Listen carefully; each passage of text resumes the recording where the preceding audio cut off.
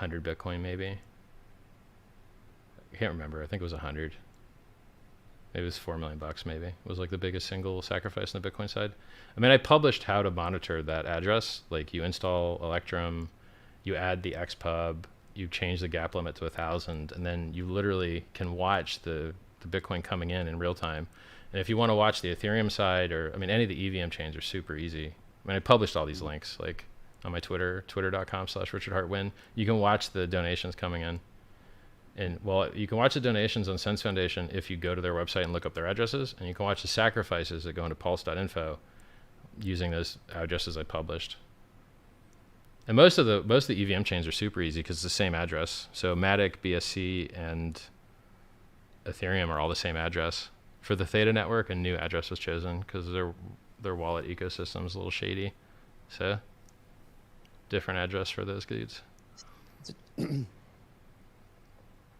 So I know that you said that the total supply will be 10,000 times. It goes up as more people sacrifice. So originally the statement was that if the total supply wouldn't exceed 10,000, that we would inflate the supply to make sure that the Ethereum holders are diluted so they can't dump. But they still have enough to participate and love it.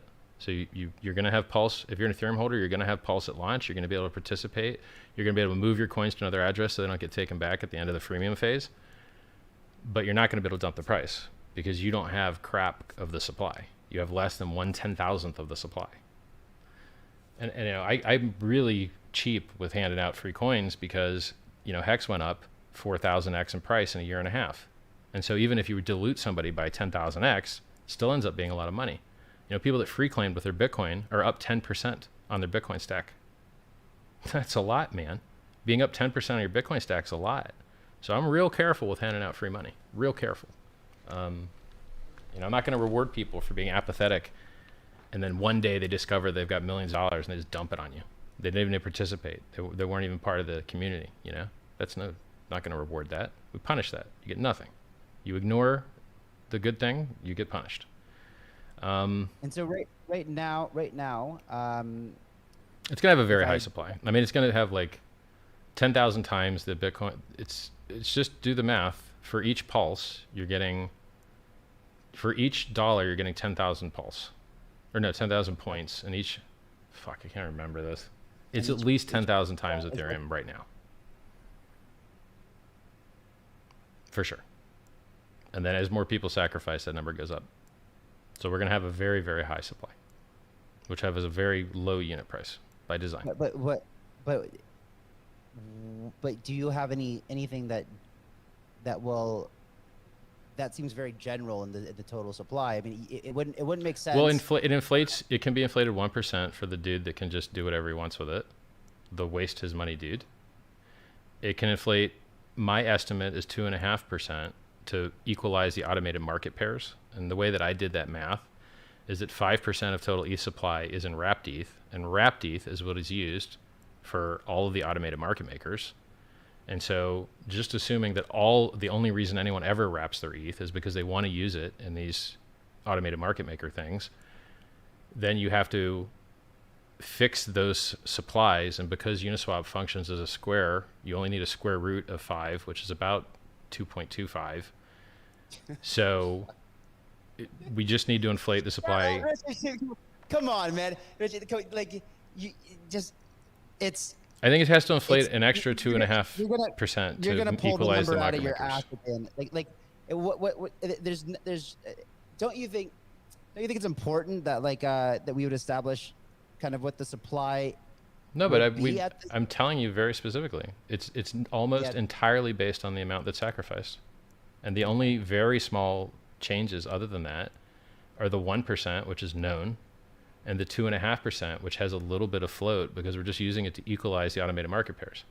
When Uniswap fork launches on Pulse, it's severely mispriced because the supply of Pulse is 10,000 times larger than Ethereum was. So somebody has to go and fix those. And if you let anybody do it, then the guy who gets to do the first transaction makes all the money and nobody else does.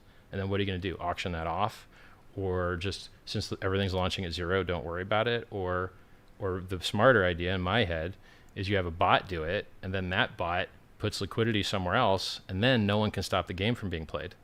So let's say the paid network, for fun, doesn't like P-paid, and they want to stop the game from being played and not support it on the front end and stuff. That's fine. But they're still going to be paid on an ERC20 network over here. And so there's still going to be a derivative value estimate of your project, because your token with its ticker is going to be on an automated market maker on Pulse, whether you like it or not. You literally can't stop it. And so whether you want to support the Pulse network or not, people are going to be able to speculate on the value of paid in that automated market maker, even if the only relationship is a light in name alone one.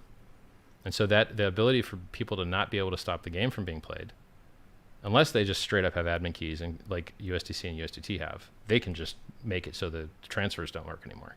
But for everybody else that just has like lighter admin keys, like maybe you just control the front end, but you can't just mint new coins. Actually, I think you can mint new coins. I think that was the last bug, what happened. But in general, No, it was different. It wasn't that. You can't All mint right. new coins. It's no. But So I'm just saying that I have got a mechanism in here. So I've got two little tricks up my sleeve here. One is the people that had liquidity are not going to be able to pull it to stop the game from being played, because when this network launches, they're going to be missing some of it because it's going to be replaced with Pulse. So they're going to get more Pulse, and they're going to get less of their PRC20, and that PRC20 harvest is going into an AMM. So no one can stop the game from being played except whoever has those LP keys. They could, but the old LPs can't. And then the other trick is I can help reduce Ethereum's load, or I can fuck Ethereum. If I want to reduce Ethereum's load, I single band make the primary bridge PLS, and then we do all the arbing on this side. But if I want to screw Ethereum, I open up wideband, one pair per pair, and go check out the O-notational scaling on trying to arb 10,000 new coins and 10,000 new pairs. Go figure out what that does and whose network fills up first. So if people don't want to be friendly, then I can wideband the arb, and basically the ETH network will fill up and we won't. And then they'll be harmed and will probably be benefited. Now, I don't want to do that. I want to do it the friendly way. And it also adds more value to Pulse if it's the bridge, you know? So I would like to have the primary bridge as Pulse and not open up a bunch of ERC, PRC20 bridges.